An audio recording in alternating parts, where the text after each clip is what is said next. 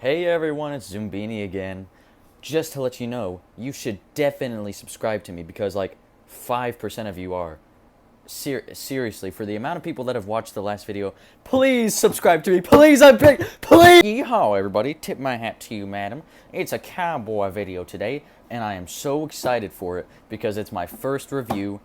It's probably going to be ass, and it's kind of short. I just wanted to keep it short because I felt like it. And I finally get to talk about my favorite video game to someone besides my therapist. Red Dead Redemption 2 is the prequel to Red Dead Redemption, which is also an incredible game. I don't know how Rockstar does it. The Red Dead franchise as a whole is just jam-packed with well-written, in-depth, and human characters that tie the world of it together. Pretty graphics isn't all that the game has to show. Its story is one of the most fantastic things that you can find in media itself. Also, this game is a 9.5 out of 10. Like, how'd you not know that already? Here we follow our boy, Arthur Morgan, a hardened outlaw on the run with his gang. It's the turn of the century, and the Wild West days are all but over. America is turning into a civilized land, and these folks are stuck in the middle of it. Not only do we have Arthur, but we have the leader and father figure to Arthur, Dutch Vanderlyn. We have Hosea Matthews, Dutch's right-hand man and the voice of reason. John, Arthur's surrogate brother. Javier, Bill, Sadie, Charles, Sean, Tilly, Pearson, Uncle, Reverend Swanson, Miss Grimshaw, Micah, Karen, Mary Beth, Molly, Abigail, Jack, Trelawney, Lenny, Strauss, Kieran. So many characters are in this story, but it just never seems cramped. Red Dead 2 is a massive game, like a big-ass, and massive game. With all these characters I listed and a whole lot more, how does it tell a cohesive story without stuff getting jumbled in the way? Well, by killing most of them, but also by developing the survivors into relatable characters that you can understand. When Arthur tells Sister Calderon that he's afraid, or when Sadie Adler is grieving over the loss of her husband, you can feel what these characters are feeling because that's how good they have been written, that you can just relate with them on this level. I think it's time to move on now from the characters and get to the gameplay. And just like the characters, it's incredibly solid as well.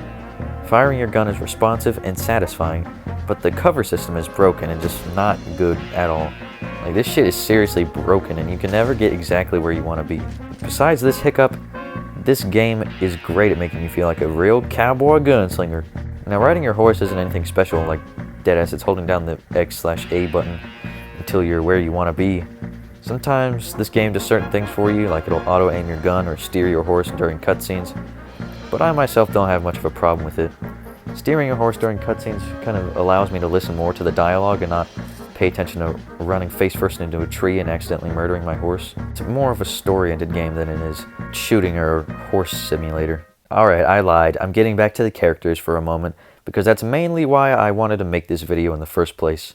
I cannot stress enough how Arthur Morgan is one of the best protagonists I have ever played as. In the first 3 chapters, Arthur is a rough and careless man, still very much a rude and barbaric outlaw. But you know, he still has likable qualities that when you see him interact with fellow gang members and NPCs. But when, spoiler alert, he catches TB, his attitude towards life totally changes. That is, if you have high honor and you're playing the game right. You see this man tie up all the loose ends in his life, and then finally, he confronts death itself and comes to earn redemption. That's the reason why people love Arthur so much. And that's why other characters like Spider-Man and Batman are so popular, because they don't have fantastical powers or anything like that.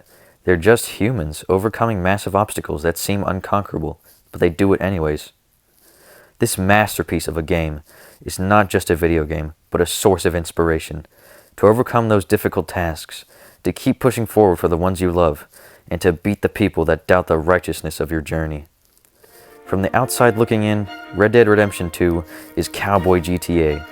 But if you enter the rabbit hole like I did, you'll find one of the best things that you can find in any kind of media: a message.